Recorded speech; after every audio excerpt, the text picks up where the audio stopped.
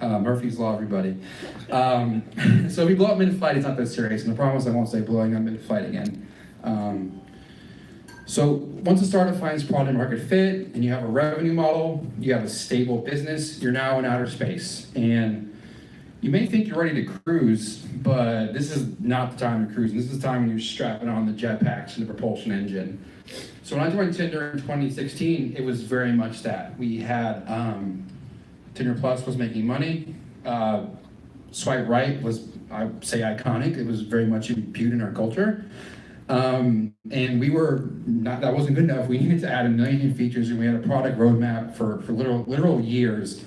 And we had a problem. Not as serious a problem as Tom Hanks had aboard the Apollo 13 ship. But while a company of a small size, you can move super fast, and maybe you're not writing tests, you're not maybe practicing the best discipline, because if your company doesn't succeed, it doesn't matter how good your code is. But the opposite side of that is, what if you do succeed? Now you're stuck with stuff, and it's really hard to build new things. We got to a point with Tinder in like end of 2016 where like it felt like whack-a-mole. Like we add a new feature, we break another one. I see some faces who were there at that time, and like releases took days, if not weeks. And it was like, oh, we added Spotify, but Rex broke, and nobody would know why. So at this point, your company needs to change its approach. And again, I'm going to steal a lot from blitzscaling. They call this the fast scaling. I call it fast scaling laboratory. So you're willing to sacrifice efficiency for the sake of increasing your growth. So again, we're in space, but like we're like, that's not good enough. We need to launch into further space. We need to drop on this propulsion engine. So you need to be ready to accelerate. But it's kind of like a paradox, because you have to go faster, but you're stuck needing to rewrite a lot of things or kind of pause. So it's tough, and it's like there's not really books about how to do this thing. So I'm very happy y'all are here to kind of talk through this experience. So this is very much going to be the story about how we rewrote Rex, which is the card stack UI, the swipe right. We did all of that while we're still literally hurling, not literally, I know what literally means, while we're like metaphorically hurtling through space. So an important thing is like, you're willing to sacrifice efficiency for the sake of increasing your growth rate. One of the most important things we did was carving out our own space. So I'll ask one question, I promise, only one question. What's the worst part about being an Android developer? Rotation. I'll take Fernando, one of our engineers, would say yes to that. Fragmentation. Fragmentation? I think the third time's a charm. What do you spend most of your time waiting for? Gradle builds. Yeah. So if you're trying to build something super fast but with high quality while also needing to support like 16 extra features, like you cannot wait for Gradle builds. I can't wait 2 minutes to like see if anything worked. So how do you do that? So we wanted somewhere where we could run in isolation. We wanted somewhere where we could move fast. And we wanted somewhere where we don't have those damn build speeds. I said we're not asking more questions, but it's a bit of a religious debate about mono versus poly repo, and different companies, different sizes have different approaches to it. I'm not here to diss any of them. Mono repo has many benefits, like everything's in one place, everything has the same version. Everything has the same version number. You have your code styles, your PR, formatting, all that stuff's the same. So you get a lot of engineering discipline and stuff for free. Downside is speed. Like if you're in this giant project, you have to build Gradle, you have to adhere to certain rigor in engineering, which could be a good thing, but remember, we're not optimizing for efficiency, we're optimizing for speed. So we want to carve out our own space for laboratory. And again, I'll say this again, we're optimizing for speed. We literally rewrote the entire card stack UI, the swiping, how we get Rex, how we show Rex. We rewrote everything in a separate GitHub repository. So we literally just created a brand new repository. It has a horrible name. It's called Tinder Swipe Layout. None of that exists anymore, but we kept that name. So if anybody wants to like look where that code is, it's in Tinder Swipe Layout. But so I want to talk about discipline for a bit, because if you're giving up rigor for the sake of speed, you can't go with the same set of discipline. Things like volume of unit tests. Unit tests are great, I love unit testing, but if you're optimizing for speed, they will slow you down, especially if you're rapidly iterating and you're changing not only your software design and implementation, but maybe the product design. So this doesn't mean we shouldn't do testing or code styles and code reviews are bad. It's great for normal feature development maintenance, but we have to make a trade-off, and we maybe eschew some of these disciplines for the sake of speed. So I'm in my first ever S-curve graph, and it's the completeness versus rigor. And this is saying like proportionally, as the completeness of a project rises, it also the rigor should grow. So in the early stages of development, like you don't want really rigorous PR reviews, you don't want unit tests because things are gonna change.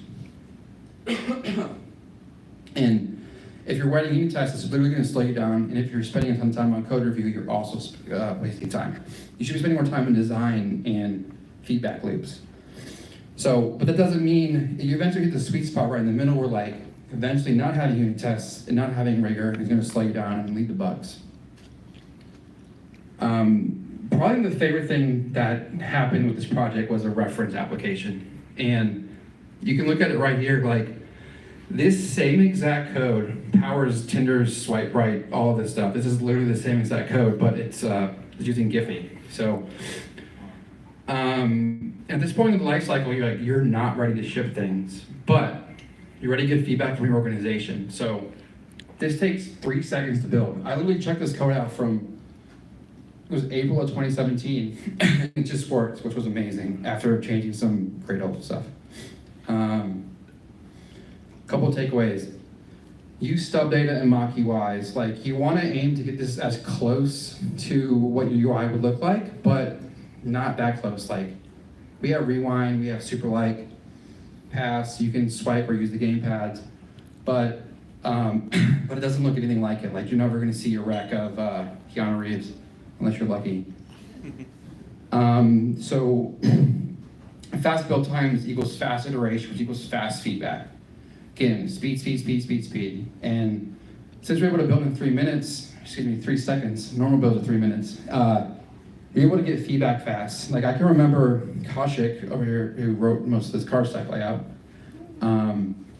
We would sit down with Jonathan Badeen, who like invented the swipe right, and he would sit there and like make sure it was exactly right and it moved exactly how he wanted it. And if we were building this thing in Tinder, like it would have never happened, or it would have been very, very, very slow. So we were able to like get him build, iterate quickly, lather, rinse, repeat. And this is what, I literally love my screenshot. This is what the modularization looked like. It was just three modules. We had an app, which is our application, car stack, which was the UI, and the Rex engine. And again, like to this day, this is the same exact code we use to power Tinder. Okay, sorry, I'll ask one question, like, solid principles. If you don't know them, you should know them. So the last one there is dependency inversion. And if you ask a lot of people what dependency inversion means, they're gonna say, you code to an interface. Sure, but it's more about defining what your system can do versus how it does it. And what this allows you to do is like, if I'm building something far off in isolation, like I don't care about how I get a Tinder rec, or I don't care about how I, manufacture an image. Like I just need to know that I can do that. So during development, you still these things out, and everything is an implementation detail. If you ever want to like just do some hand waving stuff with people, just say it's implementation detail. And again, like to this day, this is the interface that powers every single person that you see on Tinder. It's literally like, 4 properties and just a couple interfaces.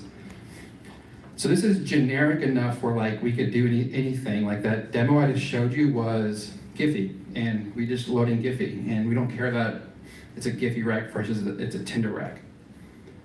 And this is literally the API client that powers all that. And again, we don't care how we get one, we just need to know that we get recs. A huge shout out to Fernando, who built a lot of this stuff. He was very forward thinking, and do you see this recs fetch result? Looks a lot like what you see with MVVM today and like view state management. I think he was pretty progressive and kind of being ahead of the curve in that stuff. So let's talk about the life cycle of a laboratory incubated feature. Again, like we're gonna have product design, which is pretty stable, and then we go to engineering design and implementation. We want as much flexibility as possible. Like this is a real feedback loop. Like we want to be able to like change design, implement it, see what doesn't work, go back. Same thing with product testing. We want to like implement, test, go back. An important thing with this graph is it's really hard to go back. It's really hard to go multiple steps. Like if you go from product testing back to engineering design, like it takes a lot of time. Or if you go from implementation, you have to change product design, it wastes a lot of time. So like you want to be iterating just one step at a time. And again, these feedback loops are super important. So again, after we had like come with the satisfactory design, the implementation was good. We were showing Jonathan Medine, and again, like I just remember him like doing this, and I was like, good God, like this white book's really good. Please ship this. But but that painstaking detail was way less painstaking if it took 3 seconds to build. Like 3 seconds is not a lot of time. A minute is a lot of time. It adds up.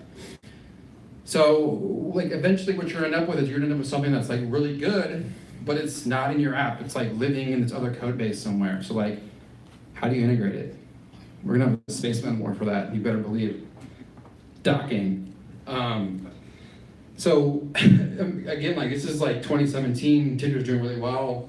Financially, the company's successful, and like, we just rewrote the entire dang thing. Like, rewrote the entire card stack. And so that freedom that we got in moving fast, we kind of like all things in life, nothing is free.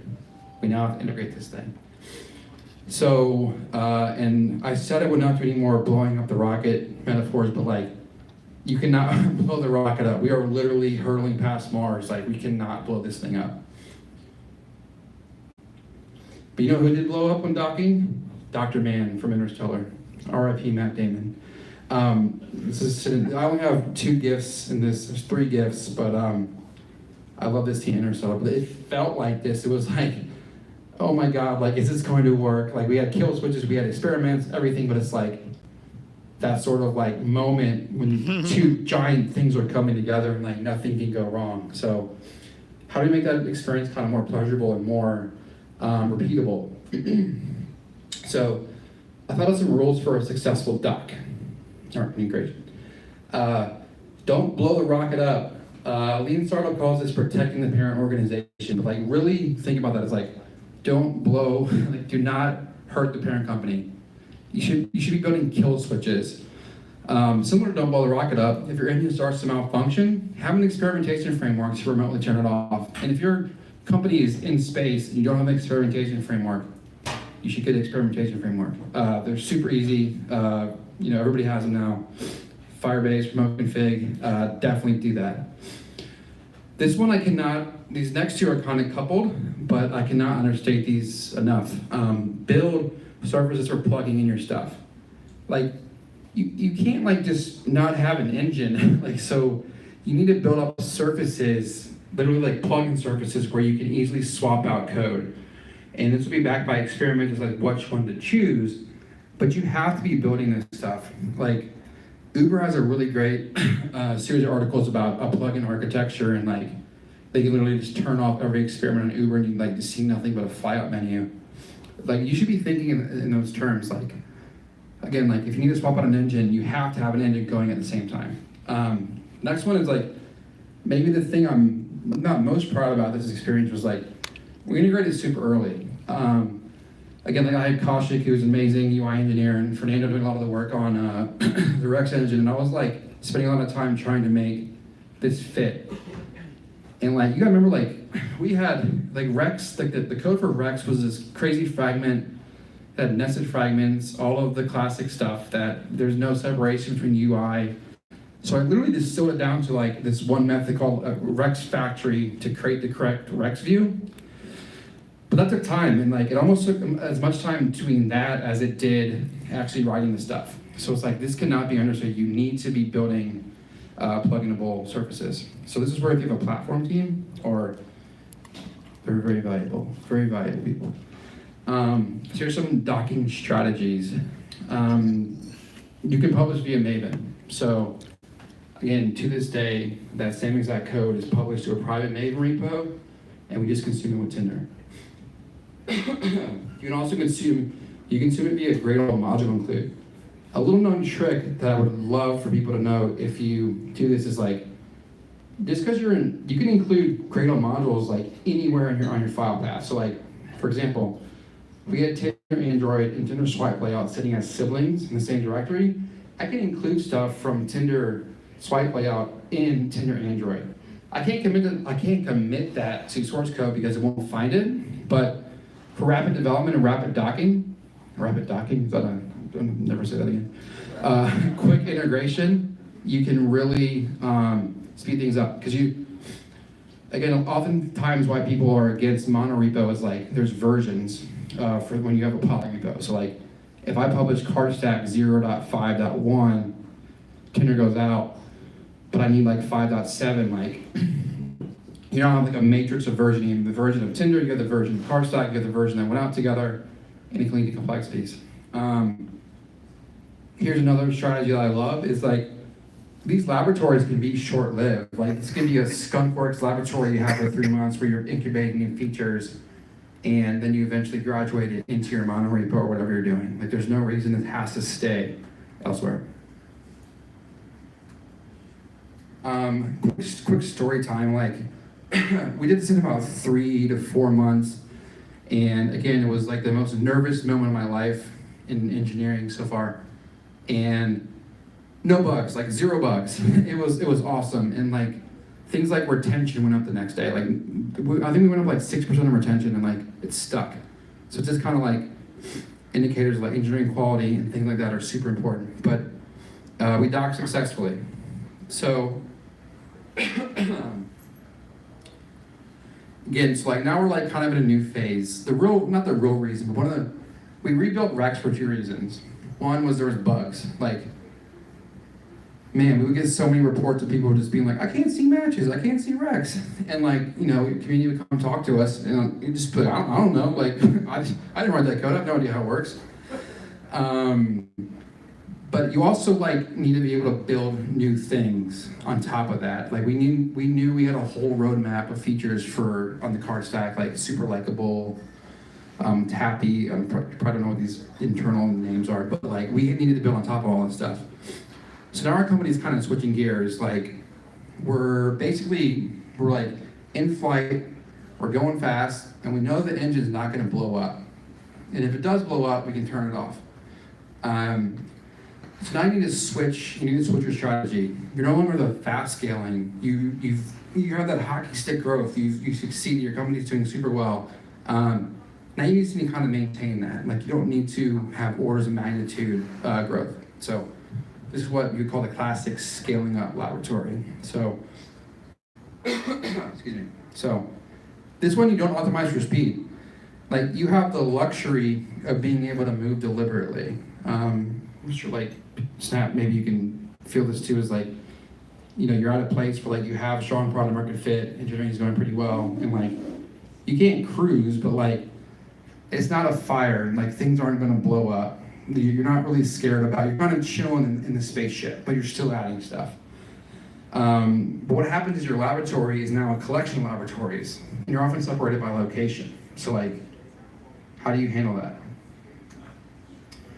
Monorepo. I told you I would not speak ill of monorepo. It has lots of benefits. At this stage, like, you're sharing a lot of stuff. You're sharing, like, you might have a design system. Anybody have a design system? That's a really cool word if you're on Twitter. Like, your company has a design system, you're doing really well. But like, you're sharing, at least on Twitter. Twitter has a design system, so, but like you have these shared libraries, these little utils classes, these API layers, like, and you have a really good platform team, and you want to share this stuff. So that's why monorepo really makes sense, because you're not optimizing for speed, you're optimizing for efficiency. And that's when you want rigor in pull requests, and style guides, and code styles, and code checks, and like whatever the 7,000 things that makes TI go slow. But you need that because the reason why your rocket ship is stable and you can relax is because you have that stuff. So this doesn't mean you should abandon the topics like carving out your own space or building reference applications. Like these things are still just as important. Excuse me. And in Android, like carving out your own space probably means building separate Gradle modules. And if you go to like Droidcon or these conferences, people will talk about, you should be using tons and tons of modules, but nobody ever talks about like the strategy behind that. Like, frankly, like we're still figuring it out, and you'll see this natural evolution of like everything's a module, and you want to be like 88 modules, and these modules have like one class in them. I see Ben.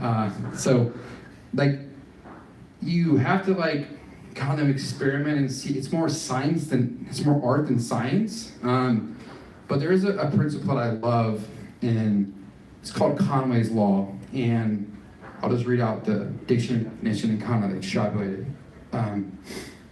Any organization that designs a system will produce a design whose structure is a copy of the organization's communication structure. What does that mean? So, like, the idealized version of this is like your code, like how you structure your code, like your directors and modules should kind of reflect how you communicate across teams. And how do you communicate across teams? Like if you're at this size, you probably have pods or you have separate teams. Like you don't have like a util for like making a bitmap. Like that's not a team. It's a platform team's job maybe, but I think like a good grounding philosophy should be this, because one of the things it does is it like, if I know something breaks in Rex, like who do I talk to? Like if it's just like a random module that I have no idea of who it belongs to, like having that separate like known space where a team occupies can be really helpful. And it's also like GitHub has code ownership. And anybody use that? Code owners. It's basically, see my Snap friends, people love it or hate it, but when you get to this certain level of quality, like you don't want things to break, so you need experts to be looking at things. And if you separate and modularize your app in such a way that it's reflective of Conway's Law, it can really help you imbue a sense of communication.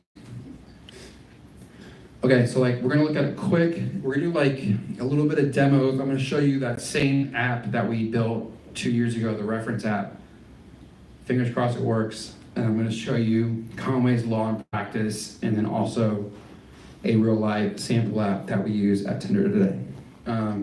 Any questions before showtime or share time? Okay, let's do it.